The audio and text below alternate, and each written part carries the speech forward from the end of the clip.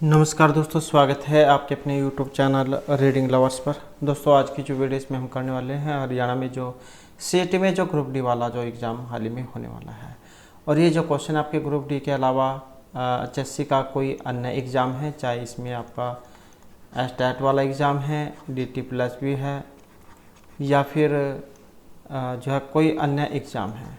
तो कहने का मतलब है ये जो क्वेश्चन आपके सभी एग्ज़ाम के लिए वेरी इंपॉर्टेंट है।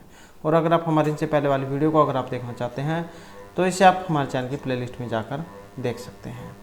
तो हमारा जो यहाँ पर पहला जो क्वेश्चन है,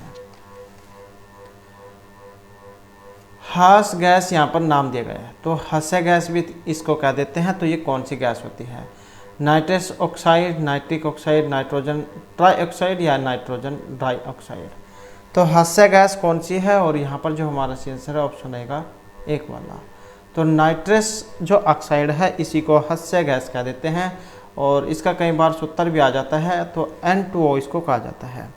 तो यही है हंसाने वाली गैस, और ये हाइड्रोजन का एक ऑक्साइड है। सांस लेने पर इसके उन्मादपूर्ण प्रभाव के कारण से हंसाने वाली गैस के रूप में जाना जाता है, और इसके मनोरंजनात्मक गुण धर्म के परिणामस्वरूप ही इसे विघटनशील निश्चेतक के रूप में भी प्रयोग किया जाता है, और इसे रॉकेट नोदकों में ऑक्सीडाइजर के रूप में भी प्रयोग किया जाता है। और इसकी जो खोज है जोसेफ प्रिस्टले ने की थी। उसके बाद जो नेक्स्ट है, यातायात सिग्नलों में लाल बत्ती का प्रयोग किया जाता है क्योंकि ये खराब दृष्टि वाले लोगों को भी दिखाई देती है, सुंदर दिखती है, इसका तरंगदैर्घ्य सबसे अधिक और लंबी दूरी तक देखा जा सकता है, या फिर इनमें से कोई सा भी नहीं। तो यातायात सिग्नलों में लाल बत्ती का ही प्रयोग क्यों किया जाता है? या कोई भी गाड़ी होगी उसके जो बैक साइड है उसमें रेड लाइट ही होती है। तो इसका जो यहाँ पर जो आंसर है ऑप्शन 3 वाला रहेगा। इसका कारण क्या है? इसका जो तरंगदैर्घ्य है सबसे अधिक होता है, और इसलिए ये सबसे लंबी दूरी से भी देखी जा सकती है। और खतरा का जो संकेत है इसके लिए भी जो लाल रंग है इसका प्रयोग किया जाता है, क्योंकि यह वायु अणुओं द्वारा सबसे कम प्रकीर्णित होता है, और प्रकीर्णन प्रभाव प्रतिलोमता रंग के तरंगदैर्घ्य की 4th पावर से संबंधित है। और इसी प्रकार नीला रंग, इसकी तरंगदैर्घ्यता सबसे कम है, और यह सभी दृश्य विकरणों में सर्वाधिक प्रकीर्णित होता है, जबकि लाल रंग की तरंगदैर्घ्यता सबसे अधिक है, और यह सभी रंगों में सबसे कम प्रकीर्णता होता है। तो कहने का अर्थ है यहाँ पर ऑप्शन 3 जो इसका रहेगा। उसके बाद जो नेक्स्ट क्वेश्चन आ जाता है, कार्बन मोनोऑक्साइड एक ज्वलनशील गैस है, निम्नलिखित में से कौन सी गैस यहाँ पर ज्वलनशील है? हीलियम, ऑक्सीजन, नाइट्रोजन या हाइड्रोजन। कार्बन मोनोऑक्साइड एक ज्वलनशील गैस है, तो कौन सी इनमें से ज्वलनशील है? और इसमें रहेगा जो ऑप्शन 4 में आई है हाइड्रोजन। तो किसी पदार्थ के ज्वलनशील होने के लिए इसमें ऑक्सीजन के साथ अभिक्रिया करने की एक क्षमता होनी चाहिए। हाइड्रोजन सर्वाधिक ज्वलनशील है क्योंकि यह जल का निर्माण करने के लिए शीघ्र ही ऑक्सीजन के साथ अभिक्रिया करता है, और यह एक ऐसा करने में समर्थ है क्योंकि इसके बाह्य कोश में एक मुक्त इलेक्ट्रॉन होता है, इसलिए यह ऑक्सीजन के परमाणु के साथ अभिक्रिया कर सकता है। तो यहाँ पर जो ऑप्शन 4 इसका माना गया है। उसके बाद आ जाता है, पौधे के किस भाग से हल्दी प्राप्त की जाती है? जड़, पुष्प, तने या फिर फल से। तो हल्दी जो है ये किससे प्राप्त होती है? और इसमें देखें तो ऑप्शन रहेगा 2 वाला।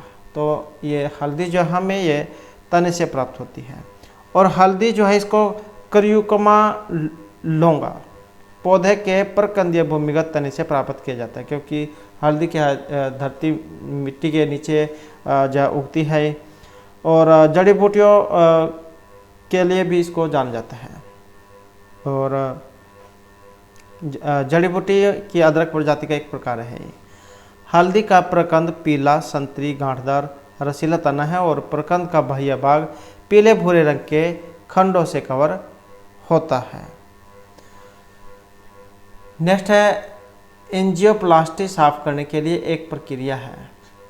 पित्त, अश्मरी, गॉलस्टोन को, मस्तिष्क या अवरुद्ध को, अवरुद्ध हृदय धमनियों को, या फुसफुस की रुकावट को। तो ये जो यहाँ पर एंजियोप्लास्टी जो है ये साफ करने की एक प्रक्रिया है, और यहाँ पर इसमें देखें तो ऑप्शन रहेगा 3 वाला, अवरुद्ध हृदय धमनियों को। नेक्स्ट आ जाता है, प्राकृतिक गैस का मुख्य घटक है मीथेन, प्रोपेन, एथेन या फिर ब्यूटेन। तो जो प्राकृतिक गैस है इसका मुख्य घटक कौन सा है, और इसका जो मुख्य घटक है जो यहाँ पर ऑप्शन 1 में आया है तो ये मीथेन है। प्राकृतिक गैस जो है ये प्राकृतिक रूप से पाई जाने वाली हाइड्रोकार्बन जो गैस है इसका मिश्रण है, जिसमें मीथेन गैस होती है और इसमें इथेन, प्रोपेन और भारी हाइड्रोकार्बन भी अंतर्विष्ट होते हैं, और इसमें nitrogen, carbon dioxide, hydrogen sulphide और जल की अल्प मात्रा भी समाविष्ट होती है। उसके बाद है जब किसी दंड चुंबक के 2 टुकड़े किए जाते हैं तब प्राप्त होगा, एक उत्तरी ध्रुव और दूसरा दक्षिणी ध्रुव। चुंबक रहित लोहे के 2 टुकड़े, 2 छोटे पूर्ण चुंबक, एक छोटा पूर्ण चुंबक और दूसरा केवल लोहा। तो जैसे एक चुंबक है उसको हम तोड़ दें तो उससे हमें क्या प्राप्त होगा, और इसमें रहेगा ऑप्शन 3 2 छोटे पूर्ण चुंबक। जब हम चुंबकीय छड़ को चुंबकीय टुकड़े के 2 भागों में बांट देते हैं, 2 उसके भागों में हम उसे विभाजित कर देते हैं, तो हमें प्रत्येक उत्तरी और दक्षिणी ध्रुव के साथ 2 छोटे चुंबकीय छड़ प्राप्त होते हैं। हालांकि चुंबक की शक्ति इसके आकार से संबंधित होती है और 2 छोटे चुंबक एक मूल चुंबक की तुलना में दुर्बल होते हैं। उसके बाद आ जाता है हमारे जो यहाँ पर इंग्लिश जो लैंग्वेज है इससे संबंधित क्वेश्चन। तो यहाँ पर जो हमारा पहला क्वेश्चन आया है, fill in the blanks and employment advertisement should dash the number of vacancies. तो यहाँ पर आपने बताना है इसमें कौन सा आएगा। प्रोवाइड स्पेसिफिक, कंटेन, डिक्लेयर, इनको क्या देते हैं, प्रदान करना, निर्दिष्ट करना, समाहित करना, घोषित करना। तो यहाँ पर इसमें क्या आएगा, और इसमें जो आएगा ऑप्शन जो 2 है, स्पेसिफाई, मतलब निर्दिष्ट करना, विशेष रूप से उल्लेख करना। नेक्स्ट आ जाता है यहाँ पर है choose the word which express the meaning of the word in bold. I am itching to tell you the news. ये जो आया है बोल्ड इसी का ही बताना है।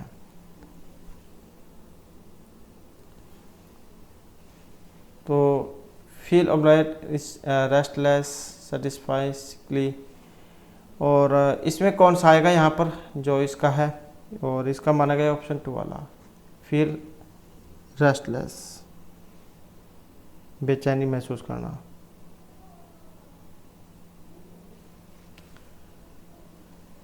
नेक्स्ट है they are asking a preposterous price for the work, और इसमें देखें तो यहाँ पर कौन सा रहेगा ऑप्शन 2। तो ये क्या है, एक विशेषण है ऑब्जेक्टिव जिसका अर्थ होता है असंगत या निरर्थक।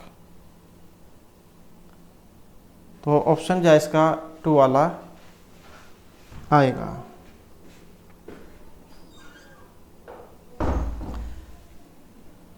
उसके बाद है select the substitute to the best express opposite meaning of the word in the bold.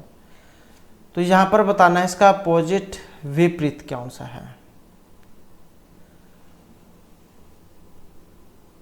और इसका जो विपरीत है, विपरीत बनेगा यहाँ पर जो ऑप्शन 3 में आया है, सॉफ्टवेयर जो है इसको कह देते हैं शांत करना।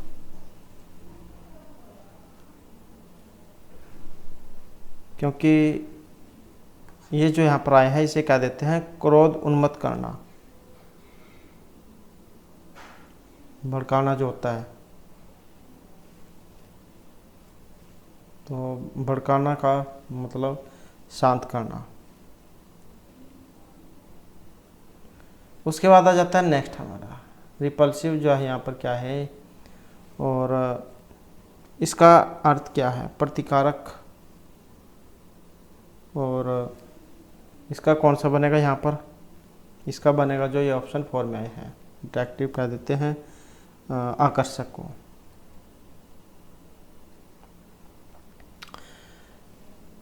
नेक्स्ट आ जाता है यहाँ पर है idiom phrase, root and branch.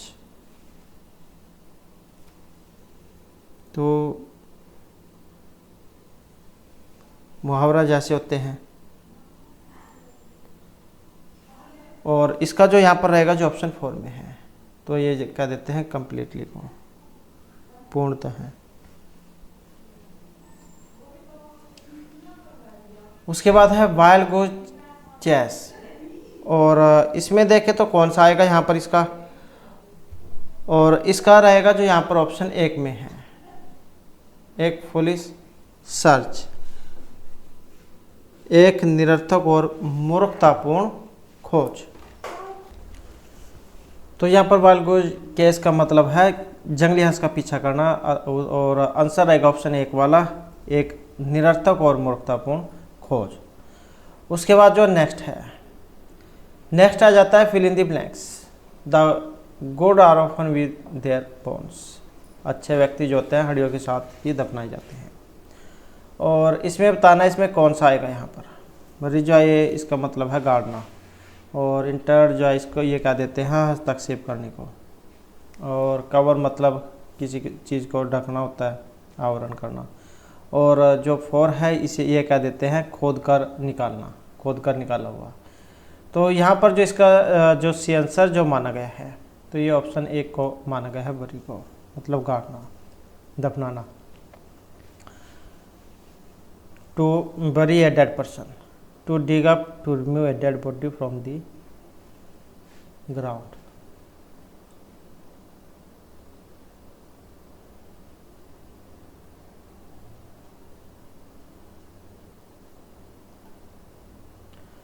उसके बाद आ जाता है नेक्स्ट हमारा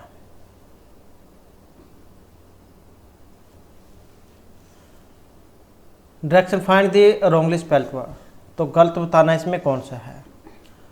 कैलकुलेट मतलब जो हिसाब किताब करना होता है, हिसाब लगाना। और आर्टिकुलेट जो है ये होता है स्पष्ट बोलना। वैकुलेट होता है ये झिझकना। और जो गैस्कुलेट जो है ये इशारा करना। तो यहाँ पर बताना था इसका रॉन्गली स्पेल्ड वर्ड, गलत कौन सा है। और यहाँ पर जो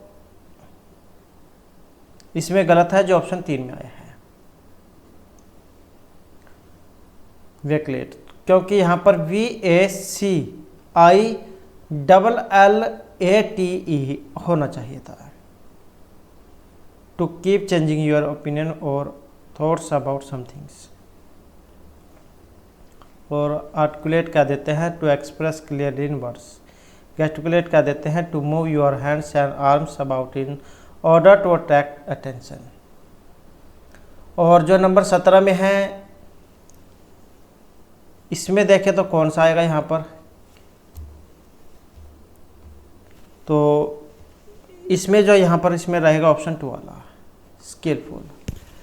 तो SKILFULL SKILFUL, तो FUL आएगा यहाँ पर डबल L दिया गया है। Good at doing something. उसके बाद जो हमारे यहाँ पर हिंदी से क्वेश्चन आ जाते हैं, जिसमें पहला क्वेश्चन है सिर दर्द शब्द में समास है। अब इसमें कौन सा यहाँ पर समास है, कर्मधारय है, तत्पुरुष है, अव्ययभाव है या बहुब्रीहि समास है। और यहाँ पर जो इसमें रहेगा जो ऑप्शन 2 में है, तो ये तत्पुरुष जो यहाँ पर समास है। तत्पुरुष क्या होता है, जिसमें दूसरा पद प्रधान होता है। सिर दर्द, सिर का दर्द, षष्ठी तत्पुरुष समास। उसके बाद है निम्न पंक्तियों में प्रयुक्त रस है। शोभित कर नवनीत लिए, गोटोनो चरत रेन तन मंडित मुख दधि लेप किए। तो यहाँ पर इसमें कौन सा रस है। एक जो छोटा बच्चा जो होता है उसकी क्रियाएं जो है यहाँ पर इसमें दिखाई गई है। और यहाँ पर इसमें देखें तो कौन सा रहेगा, जो ऑप्शन है यहाँ पर 1 में। तो यहाँ पर जो है इसमें वात्सल्य रस है। छोटे छोटे बच्चों के सौंदर्य, उनकी तोतली बोली, उनकी चेष्टा, उनके कार्यकलाप आदि को देखकर बरबस मन उनकी ओर खींचा चला जाता है। फलतः मन में उनके प्रति जो स्नेह उत्पन्न होता है उसी से वात्सल्य रस की निष्पत्ति होती है। उसके बाद आ जाता है नेक्स्ट हमारा अर्जुन जो है, इनका पर्यायवाची बताना है। अनूठा, असावधान या पार्थ। और यहाँ पर जो इसमें से आंसर रहेगा ऑप्शन 4 वाला, तो यह है पार्थ अर्जुन को ही कह देते हैं, कौनते कह देते हैं, सव्यसाची कह देते हैं। उसके बाद है इत्यादि शब्द का जो संधि विच्छेद है ये कौन सा है, तो इत्यादि संधि कौन सी है, यण संधि जब उसका उदाहरण है। और इसका जब यहाँ पर बनाएंगे तो कौन सा बनेगा, इति प्लस में आदि, तो क्या बनेगा, इति प्लस में आदि इत्यादि। ये जो ई है, ई को या होता है, ई को या, उ को आ, री को रा और ली को ला होता है किसमें, यण संधि में। उसके बाद जो नेक्स्ट हमारा यहाँ पर शुद्ध वर्तनी वाला शब्द आपने बताना है। शुद्ध वर्तनी वाला जो है यहाँ पर ऑप्शन 4 में है प्रतिद्वंदिता। उसके बाद है इष्ट का विलोमार्थक शब्द है, विरोधी, अनिष्ट, आशंका या फिर शत्रु। तो इष्ट का विलोम है, और इष्ट का जो यहाँ पर विलोम है ऑप्शन 2 वाला, इष्ट का होता है अनिष्ट। नेक्स्ट आ जाता है निम्नलिखित पंक्ति में अलंकार को बताइए, तरणी, तनुजा, तट, तमाल, तरोवर, बहुछाई। अब यहाँ पर ये जो पंक्ति जो आई है इसको अगर हम देखें तो यहाँ पर एक ही शब्द, एक ही अक्षर आपको बार बार दिखाई दे रहा है, त वाला, ना वाला, रा वाला। तो इस प्रकार से जो यहाँ पर कौन सा है, अनुप्रास अलंकार है। उसके बाद है इनमें से उपसर्ग रहित शब्द बताना है कौन सा वाला है। अगर उसमें से हम उपसर्ग निकाल दें तो जैसे क्षत्रिय है, अब कौन सा है, यक्षा, निर है, उत्तेजना है, चिरकाल है। उपसर्ग रहित शब्द निर, चिर, उत, तो कौन सा रह गया, ऑप्शन 1 वाला, क्योंकि यहाँ पर कोई इसमें उपसर्ग नहीं लगा है। उसके बाद आ जाता है पितरादेश में संधि है, पितृ प्लस में आदेश है, पितरादेश है, तो कौन सी होगी, यण संधि, जैसे कि हमने इत्यादि किया था। उसके बाद है घाट घाट का पानी पीना, मुहावरे का अर्थ है बहुत अनुभवी होना, बहुत यात्रा करना, अनेक लोगों से मित्रता करना, रोजगार के नए नए अवसर तलाश करना। घाट घाट का पानी पीना का मतलब क्या है, और इसका अर्थ होता है बहुत ही अनुभवी होना। कह देते हैं कि इसने तो घाट घाट का पानी पी रखा है, मतलब इसको बहुत ज़्यादा अनुभव है, ज्ञान है। उसके बाद आ जाता है नेक्स्ट हमारा, निम्नलिखित में से संविधान के किस संशोधन अधिनियम ने राज्य में त्रिस्तरीय पंचायती राज व्यवस्था कायम की है। तो यह संविधान का कौन सा संशोधन है, 71, 72, 73 या इनमें से कोई सा भी नहीं। और इनमें देखें तो जो ऑप्शन रहेगा 3 वाला, तो ये था 73वां। तो 73वां जो संविधान संशोधन था अधिनियम 1992, इसके द्वारा ग्रामीण क्षेत्र में त्रिस्तरीय पंचायत राज प्रणाली को संवैधानिक दर्जा प्रदान किया गया था, और इसके परिणामस्वरूप जिला, ब्लॉक और ग्राम स्तर पर पंचायती राज ढांचे का निर्माण हुआ था। और इस संशोधन के द्वारा संविधान में भाग 9 अनुच्छेद 243 और 243 ओ नई 11वीं अनुसूची को जोड़कर संपूर्ण भारत में पंचायती राज की स्थापना का प्रावधान किया गया था। उसके बाद आ जाता है पर्यावरण सुरक्षा अधिनियम, ये लागू हुआ था 1986, 96, 2005 या इनमें से किसी में भी नहीं।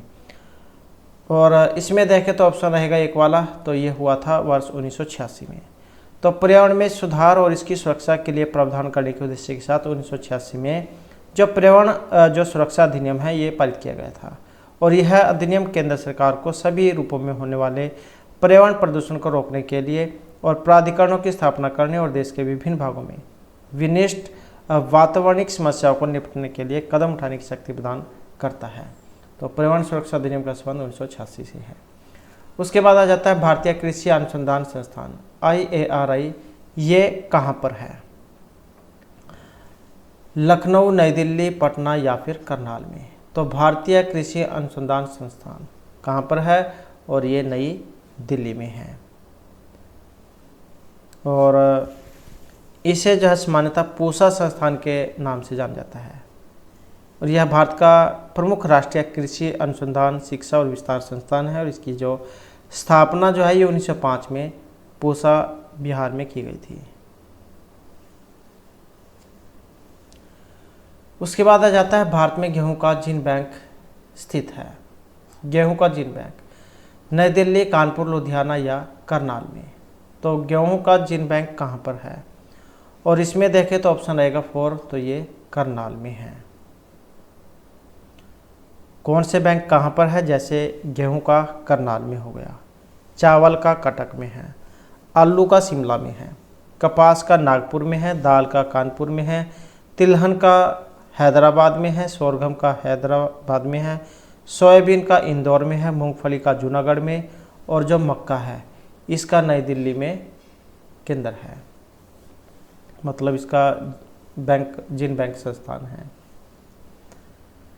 उसके बाद आ जाता है भारत में नेशनल ग्रीन ट्रिब्यूनल स्थापित हुआ 2009, 10, 12 या फिर 13 में।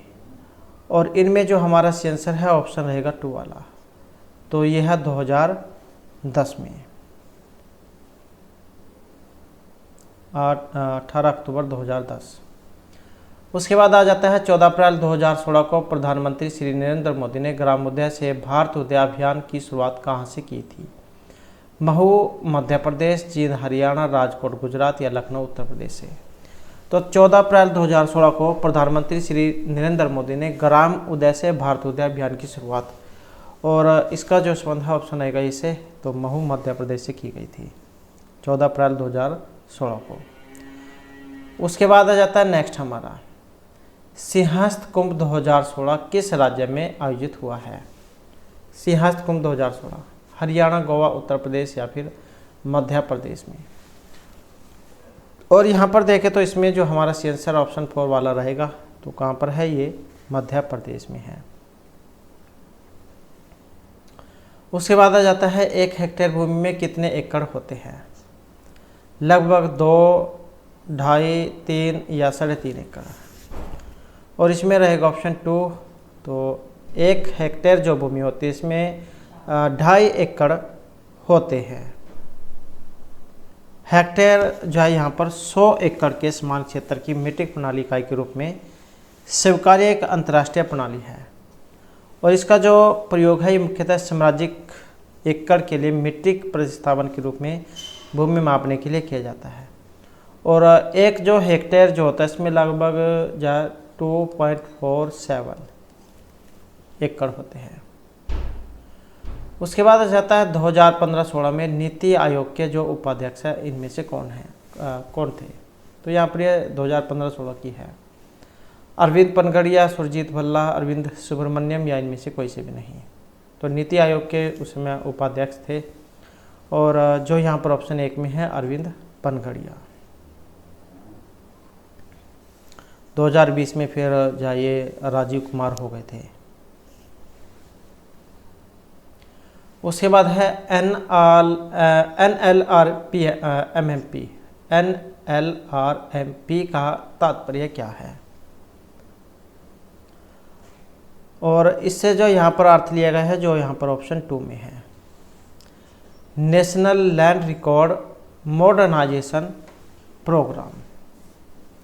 और भारत सरकार के द्वारा अगस्त 2008 में इसकी शुरुआत की गई थी। उसके बाद आ जाता है निम्नलिखित में कौन सी पंचायतों के विकास के लिए सुझाव देने वाली सर्वप्रथम समिति थी। बलवंत राय मेहता समिति, अशोक मेहता, PK तुंगन समिति या इनमें से कोई सा भी नहीं। तो कौन सी पंचायतों के विकास के लिए सुझाव देने वाली सर्वप्रथम समिति थी, और जो यहाँ पर ऑप्शन 1 में आई है बलवंत राय मेहता समिति।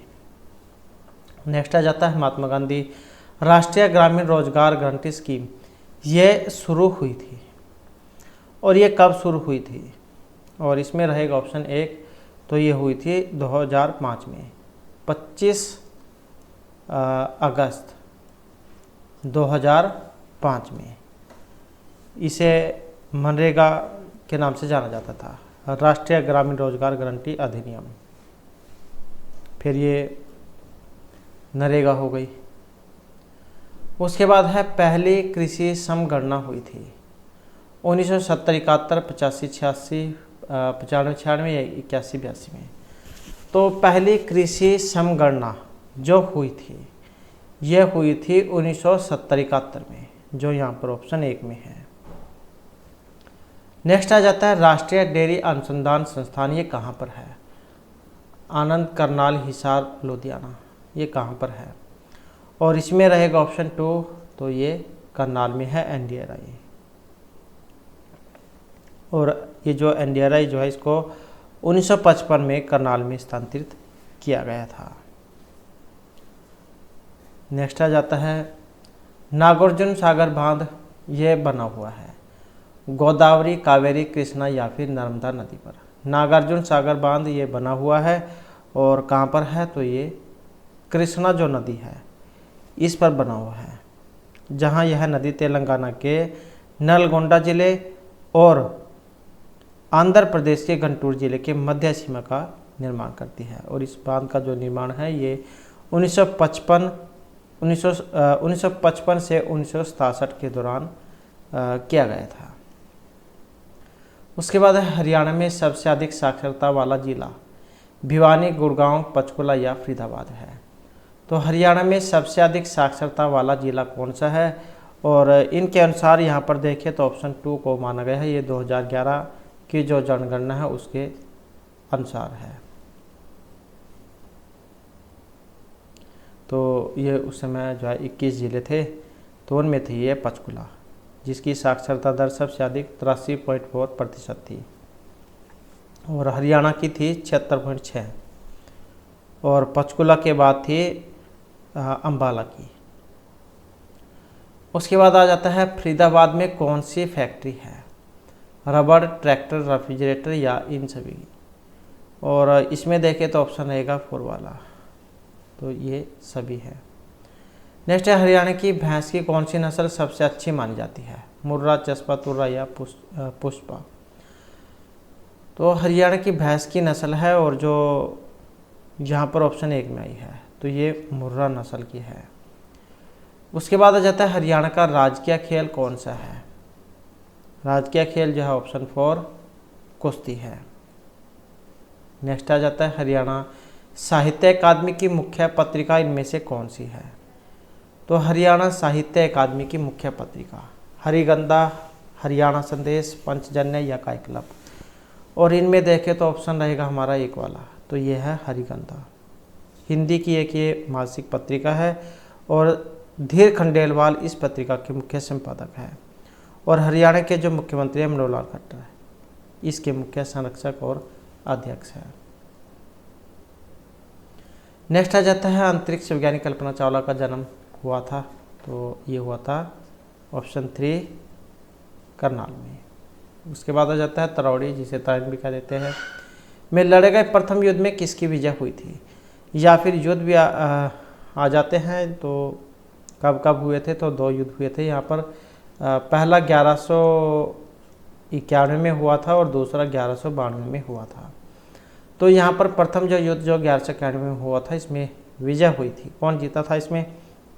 और इसमें जीत हुई थी जो यहाँ पर ऑप्शन 3 में आए हैं, पृथ्वीराज चौहान। और इस युद्ध में चौहान के राजपूत सेना ने मोहम्मद गौरी की सेना को पराजित कर दिया था। फिर जो दूसरा युद्ध हुआ था 1192 में, इसमें इसका बिल्कुल उल्टा हुआ था। इसमें मोहम्मद गौरी ने पृथ्वीराज चौहान को पराजित कर दिया था। पहले में जो है मोहम्मद गौरी पराजित हो गए थे, लेकिन इन्होंने छोड़ दिए थे। तो फिर दूसरे में फिर यही हार गए थे। उसके बाद है 1857 का जो स्वतंत्रता संग्राम है, इसमें राव तुलाराम ने किस क्षेत्र में अंग्रेजों का मुकाबला किया था? तो 1857 का जो स्वाधीनता संग्राम था, नारनौल, रेवाड़ी, रोहतक, जींद, कैथल, कुरुक्षेत्र या हिसार, सिरसा। और इसमें देखें तो ऑप्शन रहेगा 1 वाला, तो नारनौल, रेवाड़ी।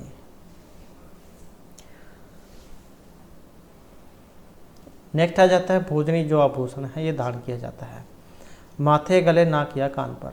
तो भोजनी ये कहाँ पर धारण किया जाता है और किन के द्वारा धारण किया जाता है, ये भी कई बार जो एग्जाम में आ जाता है। तो इसमें रहेगा ऑप्शन 4, ये कान में धारण किया जाता है और महिलाओं के द्वारा पहने जाने वाले एक आभूषण है, सोने और चांदी से बना होता है।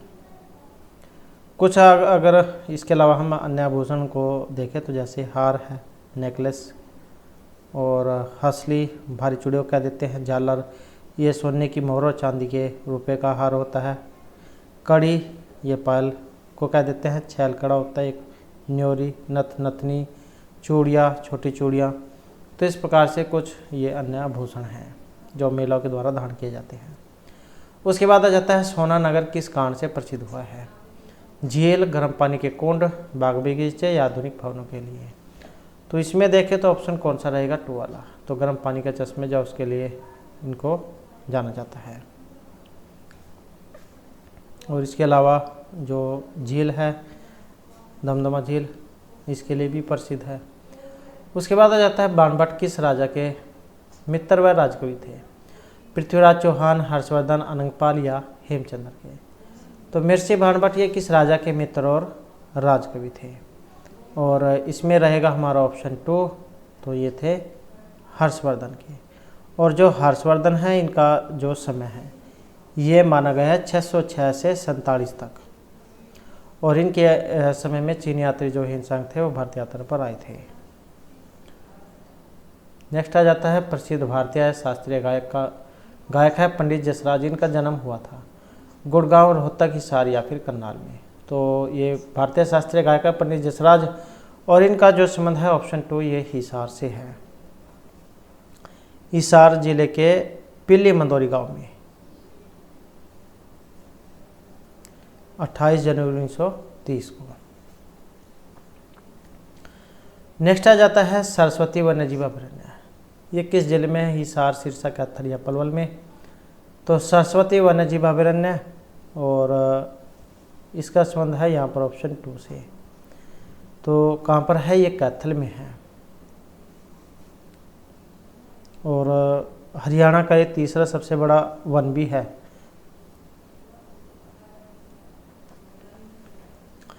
नेक्स्ट आ जाता है हरियाणा में राज्यपाल के रूप में सर्वाधिक कार्यकाल इनमें से किन का रहा है। धनिक लाल मंडल, बाबू परमानंद, बीएन चक्रवर्ती या जयसुखलाल हाथीगा।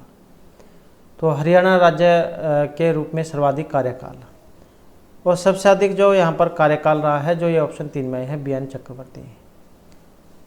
15 सितंबर 1967 से लेकर 26 मार्च 1976 तक कार्यकाल इनका माना गया है। ये मृत्यु होने तक हरियाणा के राज्यपाल रहे थे।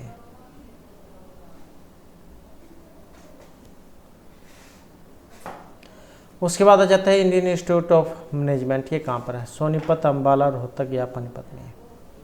और इनमें देखें तो ऑप्शन कौन सा है, 3 वाला हो जाएगा, तो ये रोहतक है। नेक्स्ट आ जाता है हरियाणा की किस शहर में मेट्रो सबसे पहले आई थी। सोनीपत, गुरुग्राम, रोहतक या फरीदाबाद में। और ये आई थी जो ऑप्शन 3 में है, गुरुगांव में। नेक्स्ट है पहली महिला पर्वतारोही जिसने 2 बार माउंट एवरेस्ट पर विजय श्री प्राप्त की है। संतोष यादव, सुनीता शर्मा, मल्लेश्वरी, कर्णमल्लेश्वरी या ममता खरब। तो पहली महिला पर्वतारोही 2 बार माउंट एवरेस्ट पर विजय प्राप्त की है। और जो यहाँ पर ऑप्शन 1 में आई है, तो इनका नाम है संतोष यादव। इन्होंने सर्वप्रथम 1992 में और फिर 1993 में माउंट एवरेस्ट की चढ़ाई की थी। इनका जो जन्म है ये हरियाणा के रेवाड़ी जिले में हुआ है। उसके बाद आ जाता है नवग्रह कुंड में स्थापित होने के कारण हरियाणा की छोटी काशी के रूप में जाना जाता है। हांसी, गुड़गांव, जगाधरी या फिर कैथल को। और इसमें देखें तो ऑप्शन आएगा 4 वाला, तो कौन सा है, ये कैथल है। कपिल स्थल भी जा कह देते हैं। उसके बाद आ जाता है सिही गांव को किस संत कवि की जन्मभूमि के रूप में माना जाता है। सिही, संत हरिदास, रविदास, तुलसीदास या सूरदास। और इनमें जो सी आंसर है ऑप्शन आएगा 4 वाला, तो ये है संत जो सूरदास है। कवि सूरदास जो इनका जन्म हुआ था 1478 ईस्वी में हरियाणा के सिही गांव में जो फरीदाबाद में है। और ब्राह्मण परिवार में हुआ था और ये जन्म से ही दृष्टिहीन थे। और इनकी रचनाएं आ जाती है कई बार, जैसे सूरसागर, सुरसावली, साहित्य लहरी, ये इनकी रचनाएं हैं। उसके बाद आ जाता है महाराजा अग्रसेन का संबंध किस नगर से है। सिरसा, रोहतक, पेहवा या अग्रोहा से। तो महाराजा अग्रसेन का संबंध। आसानी से आप याद रख सकते हैं, ऐसे अग्रहा अग्रसेन, अग्र है यहाँ पर भी अग्र है, ऐसे आप याद रख सकते हैं। तो ऑप्शन 4 इसका हो जाएगा। नेक्स्ट आ जाता है हरियाणा को पूर्ण राज्य का दर्जा ये कब मिला था? 1 नंबर 1966, 70, 65 या 1968 में। तो हरियाणा को पूर्ण राज्य का दर्जा मिला था, और इसमें देखें तो ऑप्शन आएगा एक वाला, 1 नंबर 1966 को। उसके बाद आ जाता है पश्चिमी यमुना नहर द्वारा हरियाणा के किस जिले में सिंचाई की जाती है?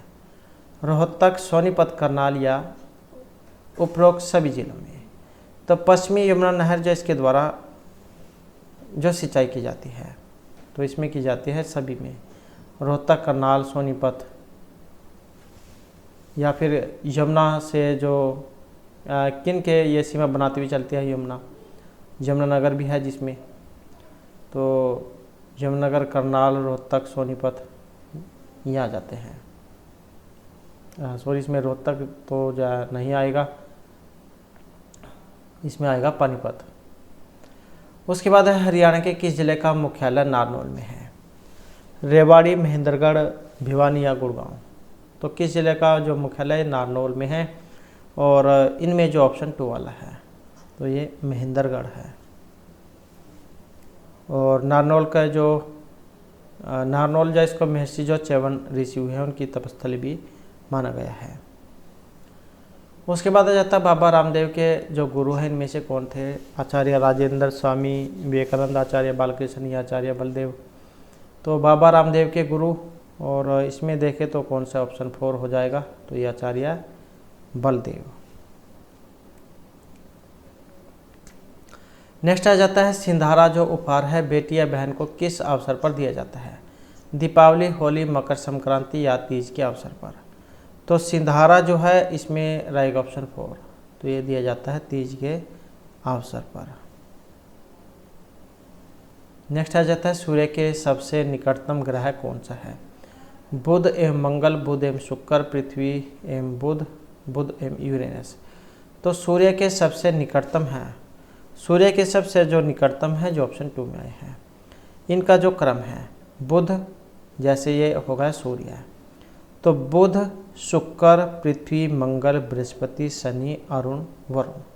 तो इस प्रकार से इनका क्रम होता है। तो जो बुध है वो सबसे नज़दीक होता है, जो तीसरे नंबर पर जो है हमारी जो पृथ्वी है ये है, और 5वें नंबर पर बृहस्पति है। तो इस प्रकार से इनका क्रम है बुध, शुक्र, पृथ्वी, मंगल, बृहस्पति, शनि, अरुण, वरुण। नेक्स्ट आ जाता है भारत के उपराष्ट्रपति के पद पर लगातार 2 बार इनमें से कौन रहे थे? तो उपराष्ट्रपति doctor S Radhakrishnan, R Venkataraman, Shankar Dayal Sharma या वी गिरी। तो भारत के उपराष्ट्रपति के पद पर लगातार 2 बार यहाँ पर रहे हैं, जो ऑप्शन 1 में आए हैं, तो ये है डॉक्टर सर्वपल्ली राधाकृष्णन। 1952 से लेकर 62 तक 2 बार ये उपराष्ट्रपति रहे हैं।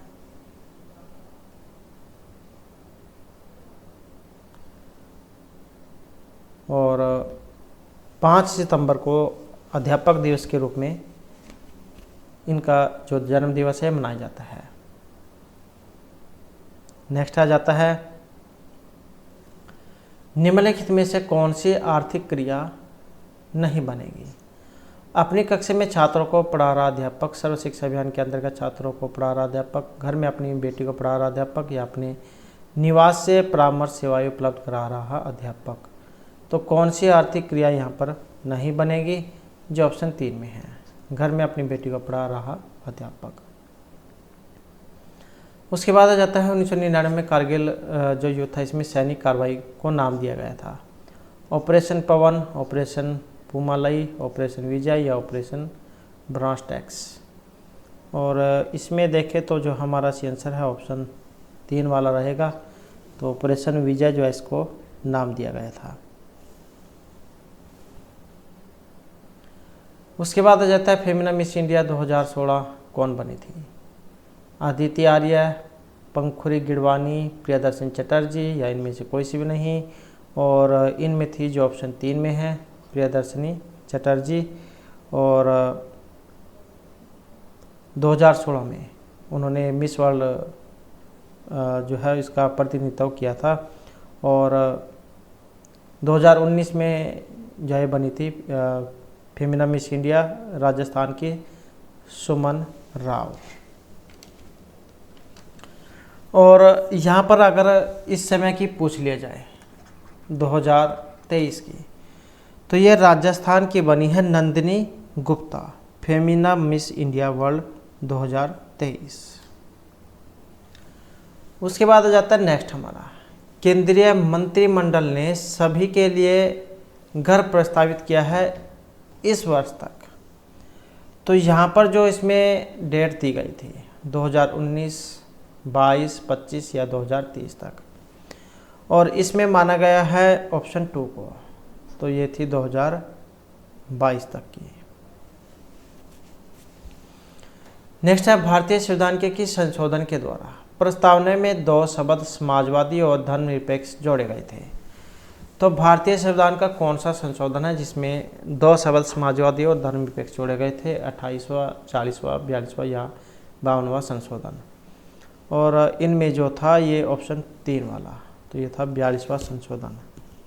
2 नवंबर 1976 को 42वां संशोधन था, इसके द्वारा संविधान की प्रस्तावना में संशोधन किया गया था, जिसके अंतर्गत भारत को प्रभुत्व संपन्न लोकतांत्रिक गणराज्य के स्थान पर प्रभुत्व संपन्न समाजवादी धर्मनिरपेक्ष लोकतांत्रिक गणराज्य के रूप में वर्णित किया गया था।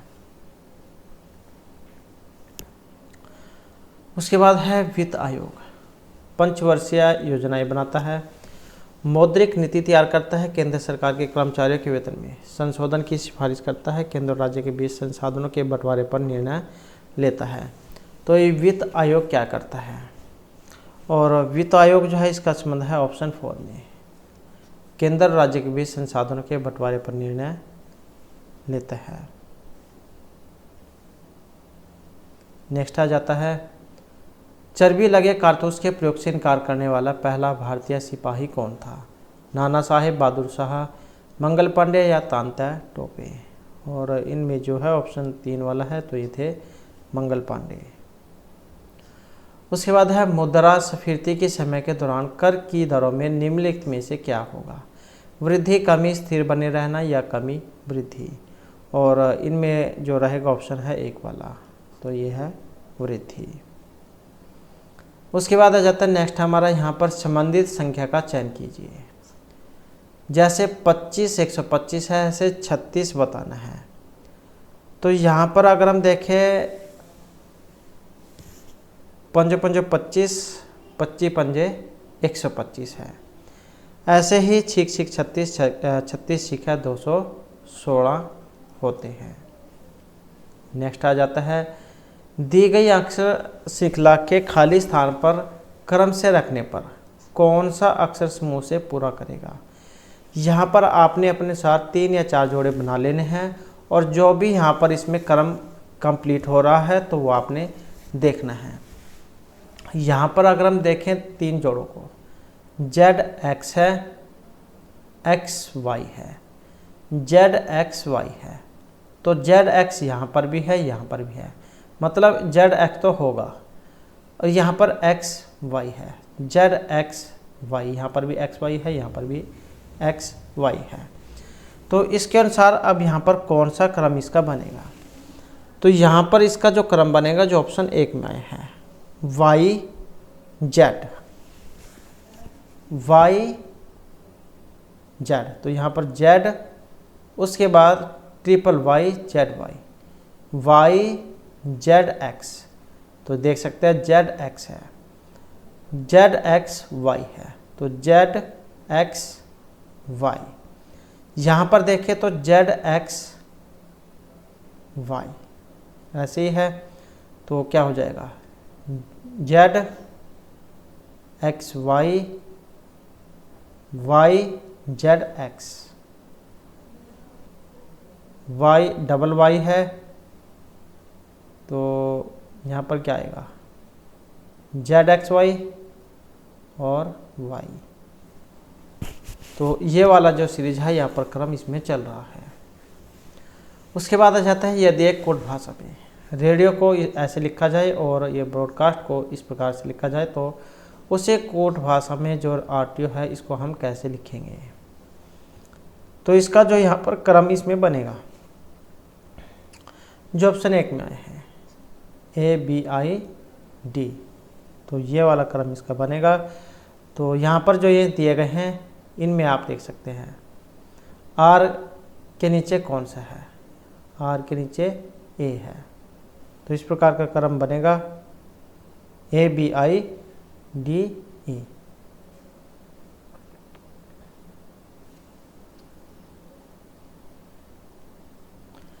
नेक्स्ट आ जाती है यदि A माता है D की, B बेटा नहीं है C का, C पिता है D का, D बहन है B की और B से क्या संबंध है, माता, भाई, सौतेला बेटा या फिर बहन का। तो यहाँ पर जो ये बनेगा जो ऑप्शन 1 में आया है तो कौन बनेगा इसकी, माता। तो A माता है D की, C पिता है D के, D बहन है B की। तो यहाँ पर रहेगा ऑप्शन 1, इसलिए A माता है B की। उसके बाद है यदि C बराबर 3, कैट बराबर 24 तो फॉल्ट बराबर क्या आएगा। तो CABC जब हम क्रम देखें तो ये कौन से नंबर पर है, तीसरे नंबर पर है। ऐसे ही यहाँ पर 24 इनका क्रम आप रख लें यहाँ पर। तो T का कौन सा क्रम है, AEJOTY 1, 5, 10, 15, 20, 25। तो T कौन से नंबर पर है, 20वें नंबर पर है। तो यही सीरीज यहाँ पर चल रही है। इसी प्रकार से इनका क्रम आपने रखना होगा और फिर जो है इसका ऑप्शन 1 वाला बनेगा इनको जोड़कर 6, 1, 21, 12, 20, 60। नेक्स्ट आ जाता है उस विकल्प का चयन कीजिए जो अन्य तीनों से अलग है। तो तीनों से जो एक अलग है वो कौन से वाला है। और यहाँ पर जो इसमें बन रहा है जो ऑप्शन 1 में आया है कि XZYP, तो यही क्या है, इन तीनों से अलग है।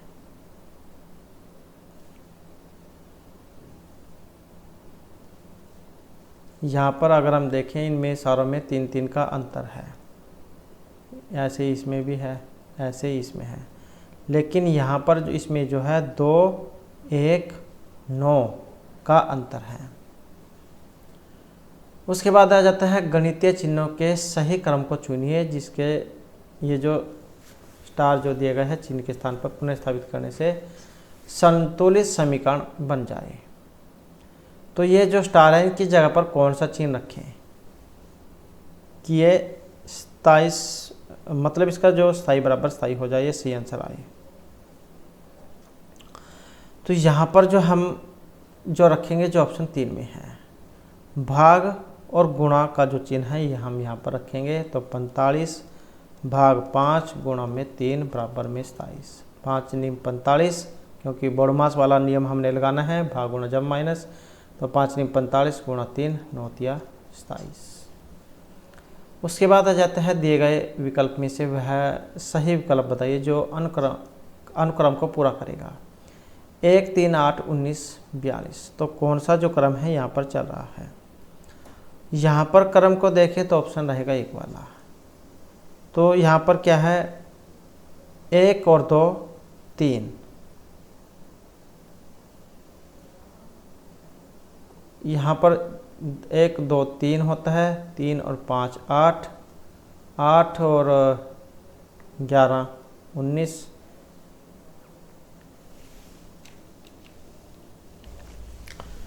तो यहाँ पर 42 में से 19 गए, 12 में से 9 गए, 3, 3, 2 ये आ जाएगा। तो यहाँ पर अगर हम क्रम देखें तो इसका जो क्रम है 2, 1, 2 और 1, 3 ऐसे जो यहाँ पर चल रहा है। 1 गुणा में 2 और साथ में 1 हो रहा है 3, 2, 1, 2 और 1, 3 ऐसे ही यहाँ पर है। ऐसे ही फिर 3 का है, 3 दूनी 6 और 2 8। ऐसे ही फिर नेक्स्ट है 8 दूनी 16 और 3 19, 19 दूनी 38 और 4 42। तो ये वाली जो 1 2 3 वाली जो सीरीज है यहाँ पर चल रही है, तो इसी के अनुसार फिर जाइए आगे। जब हम नेक्स्ट इसको करेंगे तो 42 वैसे ही फिर 42 दूनी और 4 के बाद 5, तो ये हो जाएगा 89। नेक्स्ट आ जाता है एक परीक्षा में सफल हुए विद्यार्थियों में राहुल को 11वें स्थान मिला है और वह नीचे से 47वें स्थान पर था। 3 विद्यार्थी परीक्षा में उपस्थित नहीं हो सके, 1 विद्यार्थी असफल हो गया। तो विद्यार्थियों की कुल संख्या क्या है? तो यहाँ पर देखें तो सही एक लाइन में ही आप इसको हल कर लोगे। तो सफल विद्यार्थियों की संख्या कितनी है? 11 है। और नीचे से कौन सा स्थान है? 47वां है। 3 विद्यार्थियों में उपस्थित नहीं हो सके, 1 विद्यार्थी असफल हुआ है, 1 असफल हुआ है। तो कितने हो जाएगा? 57। और कुल संख्या कितनी है? तो कितनी हो जाएगी? 57, साथ में 3 विद्यार्थी और साथ में जो 1 नहीं आया था, तो हो जाएगी 61। और जो ऑप्शन 4 में है। उसके बाद है यदि किसी कूट भाषा में, जो यहाँ पर ये शब्द आया है इसको हम ऐसे लिखते हैं, तो नेविगेट को हम ऐसे लिख सकते हैं। तो ये जो शब्द है इसको कैसे लिखेंगे? तो यहाँ पर जो इसमें देखें तो ऑप्शन रहेगा 3 वाला, YMOYSL।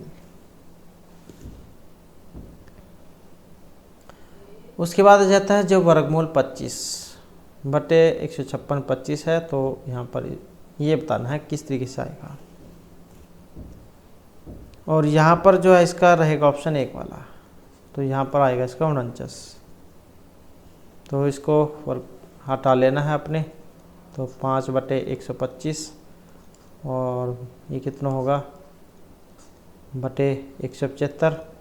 और फिर जब इसको हल करेंगे तो ये आएगा 1/25 वर्गमूल 175, फिर वर्गमूल बराबर ये आ जाएगा 175/25 7, फिर 7 गुणा 7 के स्क्वायर बराबर 49।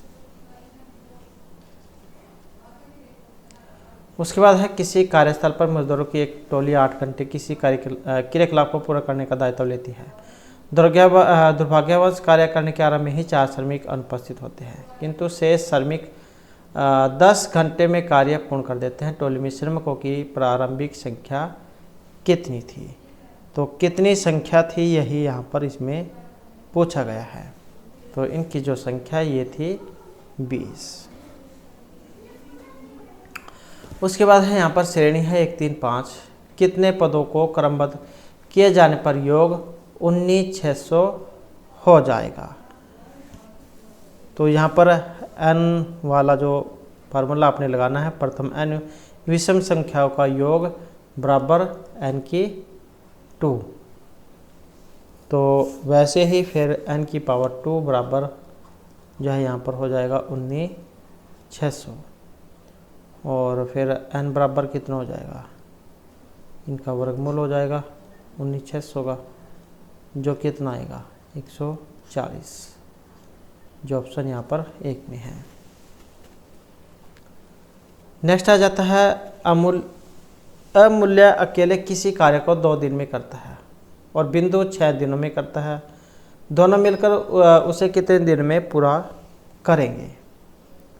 तो वैसे ही इनका एलसीएम लेकर अमूल्य और बिंदु एक दिन में किया गया काम कितना होगा, एक वैसे ही 1/2 और 1/6 जमा, तो इनका वैसे ही एलसीएम ले लेंगे, 3 और 1 6, तो कितना हो जाएगा 4/6 बराबर 2/3। तो अभी समय कितना होगा 3/2 दिन।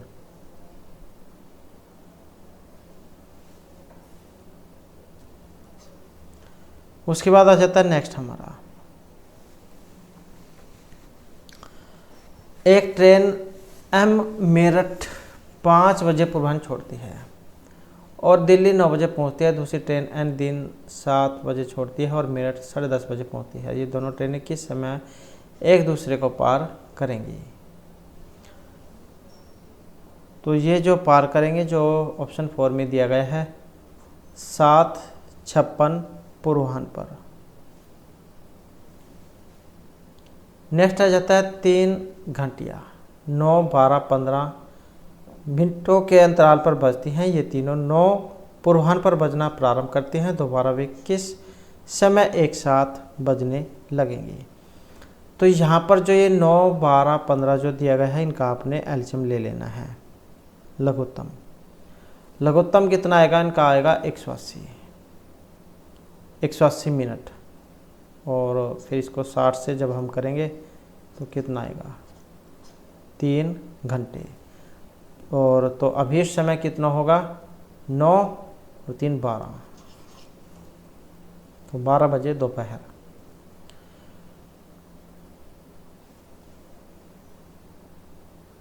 जो यहाँ पर जो है ऑप्शन ये 3 में दिया गया है। नेक्स्ट है, उन दो संख्याओं को मालूम कीजिए जिनका समानांतर मध्य 12.5 तथा गुणोत्तर मध्य 10 है। तो ये कौन सी है यहाँ पर? और इनमें आई है जो ऑप्शन 3 में है, तो ये 20 और 5 है।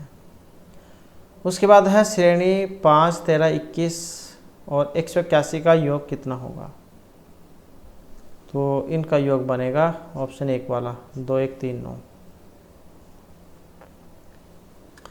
नेक्स्ट है, थॉमस एक कार्य को 80 दिन में पूरा कर सकता है। वह इस कार्य पर 10 दिन कार्य करता है। अजय अकेले से इस कार्य को 42 दिनों में पूरा कर सकता है। दोनों मिलकर कार्य को कितने दिनों में पूरा कर लेंगे?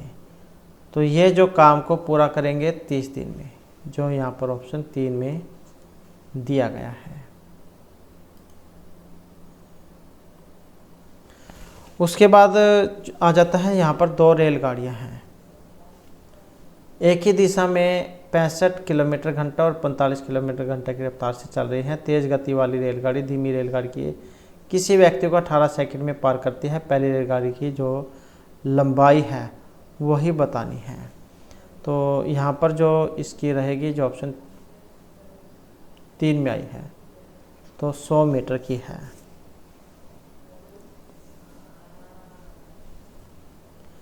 नेक्स्ट आ जाता है हमारा चेचक होने का कारण इनमें से कौन सा बताया गया है? इसका कारण है ऑप्शन 2 में वेरियोला वायरस।